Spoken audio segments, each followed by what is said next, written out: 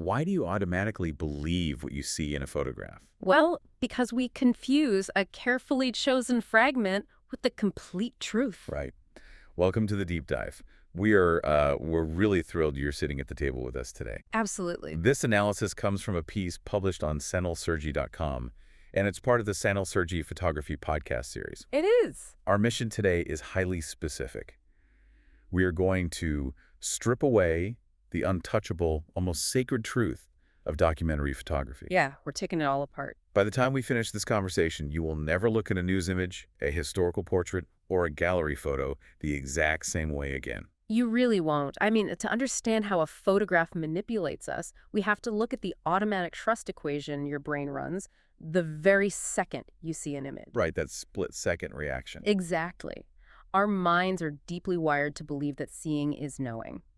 When you look at a painting, you know a human hand painted it, you know there's interpretation involved. Yeah, you see the brush strokes. Right. But when you look at a photograph, your brain tells you the camera was simply there. It was a machine. And, well, machines don't lie. It feels like raw, unedited evidence. You think, I'm seeing it with my own eyes through a transparent window. But photography is never a passive, transparent window. It's an incredibly aggressive act of selection. Imagine a single, chaotic scene playing out in front of a lens. Okay, like a busy street or something. Sure. Within that scene, within just one single second, there are hundreds of micro moments. A sudden shift in posture, a momentary slump of the shoulders. A brief, nervous smile, maybe. Exactly. All of those micro moments belong to the exact same reality, and they are all equally true. But the photographer takes those hundreds of possibilities and chooses just one. Wow. And by choosing that one specific fraction of a second, they effectively kill all the other possibilities. It's a kind of philosophical murder. I think I see what you mean. The chosen frame permanently replaces all the other realities that existed in that room. Yes. And this isn't just a technical limitation because a camera can't capture everything. It's a choice. It is a deliberate editorial decision. The person holding the camera is actively deciding what reality is going to survive. Let me put this in a context everyone listening has probably experienced. Think about taking a photo of a perfect cup of coffee for your social media. Oh, yeah.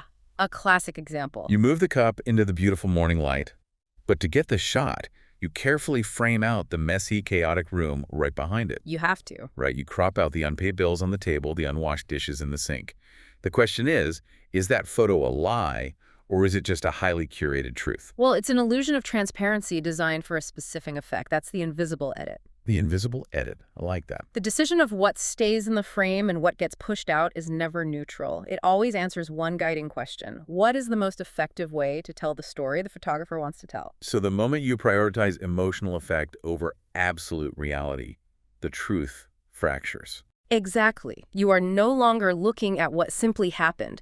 You are looking at a heavily curated editorial choice. And when that curated effect is repeated over and over, right, in newspapers and magazines, history books, it hardens. The curation transforms into unquestioned reality. Let's test that idea against something monumental. Let's look at one of the most trusted, iconic images in human history. Okay, where are we going? Dorothea Lange's 1936 photograph, Migrant Mother. Even if you don't know the title, you know the face. Oh, absolutely. The deep lines of worry, the distant, heavy gaze. The two children burying their faces into her shoulders. It's the ultimate icon of the Great Depression. You look at it and you instantly feel the weight of an entire era. Right, and I've always assumed Lange just walked into that camp, saw this devastating scene, and captured a raw moment of history. Most people do. But the historical reality is much more orchestrated than that. The government agencies funding these photographers during the Depression needed public support for their relief programs. So they had an agenda from the start. They needed images that would immediately provoke sympathy from voters, not complicated questions about why these camps existed in the first place. Interesting. Lange didn't just snap a lucky photo of raw reality. She took 6 different frames of that exact same woman in that exact same tent. Wait, 6 different frames, 6 competing possibilities. Yes. She moved closer, adjusted the composition, and navigated the family's dynamic until she found the narrative she needed. I assume she just captured what was there. Are you saying she directed the scene like a film director? Pretty much. In the earlier frames, you see a teenage daughter sitting there. The younger children are looking around at the camera. The mother's expression shifts from frame to frame. So it's a chaotic, messy, real family. Exactly. But Lange kept refining the scene until she got to that final, famous frame. She was editing for empathy. Notice what happens in that final frame. The older children are still there, but their faces are completely hidden. They're turned away, buried in the mother's shoulders. Why is that so important? The psychological reason behind this is fascinating. Faces divide empathy. If you can see a child's face in a photograph, your eye wanders. You start wondering what the little boy is thinking. Or why the girl looks bored. You start seeing them as individuals with their own complex, unpredictable stories. But by hiding them, they stop being individuals. They become a heavy, faceless burden resting on the mother. Precisely. That strips away the complicated reality of a living family and boils it down to an absolute, easily digestible tragedy. And it concentrates all the emotional power onto the mother's face. The narrative becomes singular. But the most revealing detail about how aggressively this image was managed happened long after the shutter clicked. What do you mean? In the original negative of that final shot, Florence Owens Thompson, the mother, is holding on to the wooden tent pole. Her thumb is clearly visible in the bottom right corner of the frame. A completely normal, human detail. But it was an aesthetic distraction. It caught the eye and ruined the perfect, classical composition of the suffering Madonna. So what did they do? In the darkroom, they literally erased her thumb. They wiped a piece of her physical reality out of existence because it did not serve the emotional effect they were trying to achieve. Okay, I have to push back here. I really do. Let's look at the actual result of that image. Fair enough. That photograph was published, and it generated massive political action. It forced the government to rush food aid to that exact camp, saving starving people. It did. So if the manipulation of a thumb, or the staging of the children, resulted in literal salvation, does the manipulation even matter? That tension is exactly what makes documentary photography so complex. The photograph gained immense world-changing power. Right. But look at the price of that power. Florence Owens Thompson, the living, breathing woman in that tent, was completely erased by the image. Erased? Her name wasn't even known to the public for decades. She never saw a dime from the photo's immense success. She was stripped of her unique, complicated identity to become a timeless, voiceless concept. Wow. She stopped being Florence and became the abstract idea of poverty. Yes.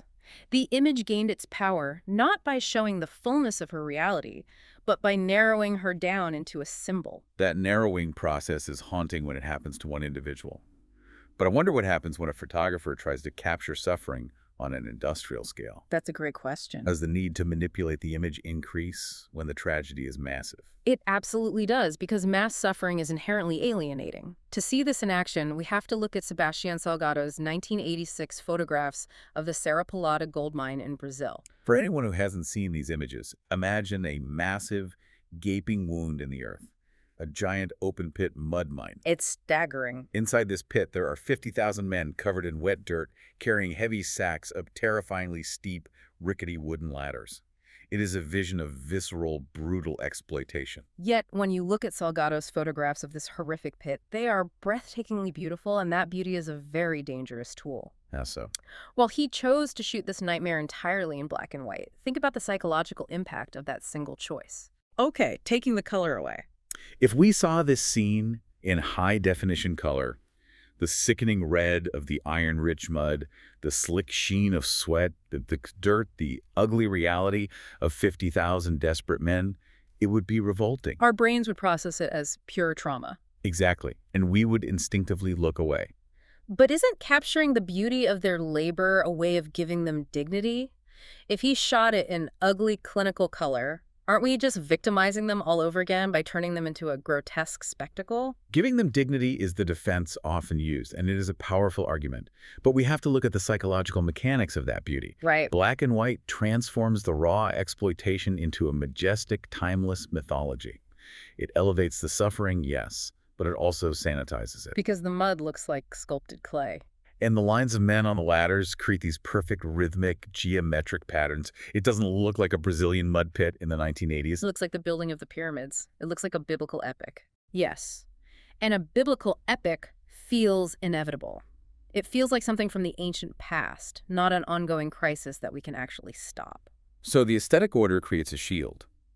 The perfect contrast and the rhythmic lines of bodies make the suffering palatable for the viewer. It protects you, the audience. When you see a beautifully composed black and white image, you are allowed to remain a safe spectator. You just admire the lighting, you admire the composition. The aesthetic acts as a thick pane of glass between you and the physical agony of those men. The framing is what really strikes me about those images. The way the camera locks you completely inside the pit, there is no sky, no horizon. That framing is the most insidious part of the illusion. Look at what is intentionally left out. The Brazilian government isn't in the frame. Right. The multinational corporations buying the gold are not in the frame. The systemic global economic forces driving 50,000 men into a mud pit are entirely erased.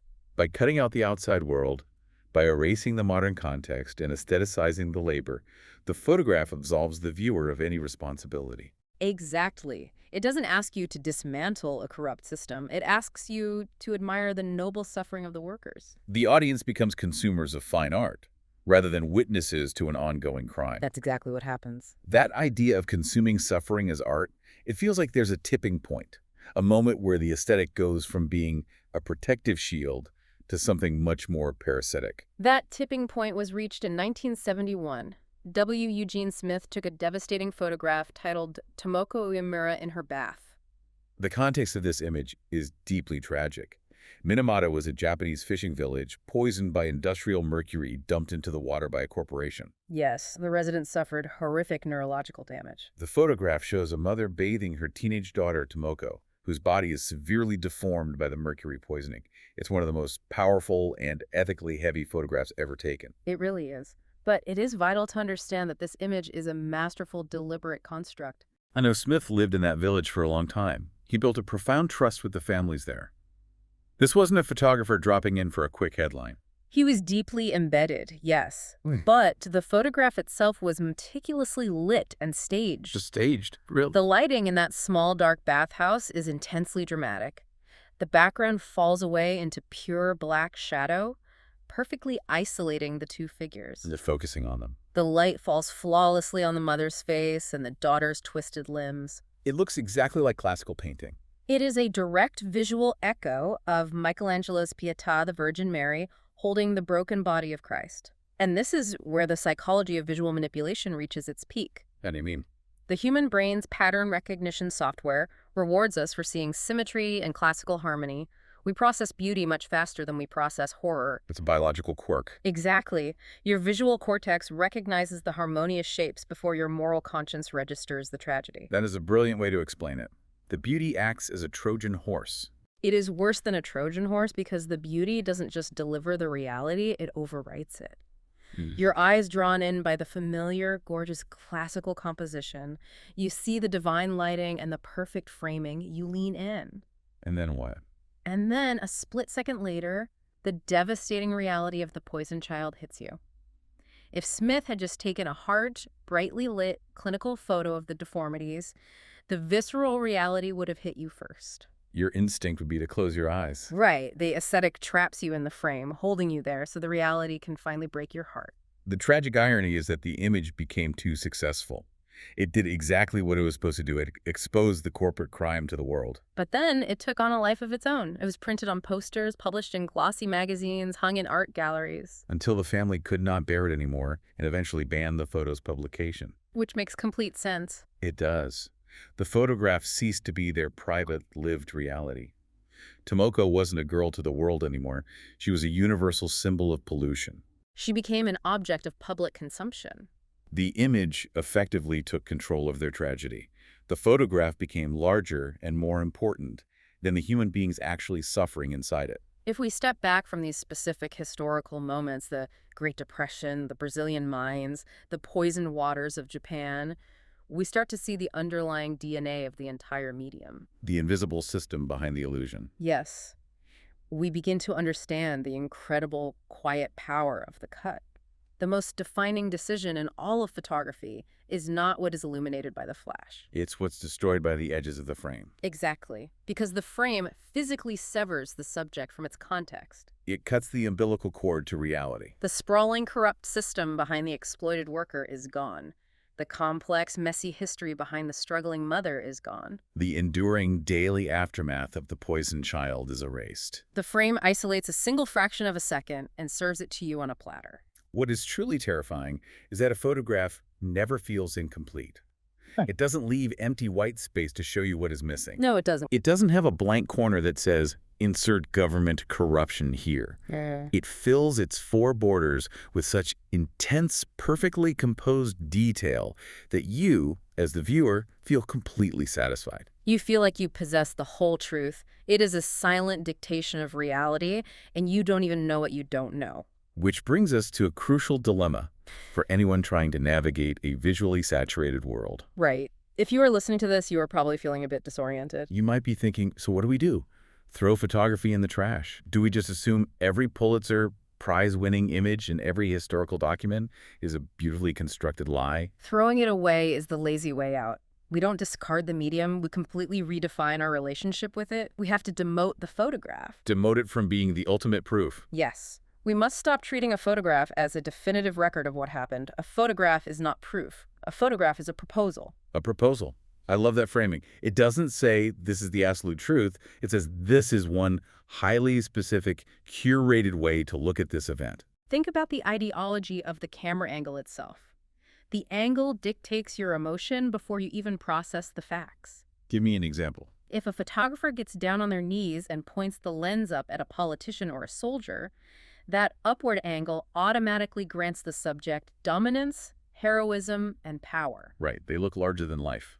But if they stand on a balcony and shoot down at a crowd of protesters, that downward angle diminishes them, makes them look small, chaotic, and easily managed. It's exactly like how we instinctively hold our phones high up and angle them down when we take a selfie. Exactly. We know that angle hides our flaws and makes us look approachable.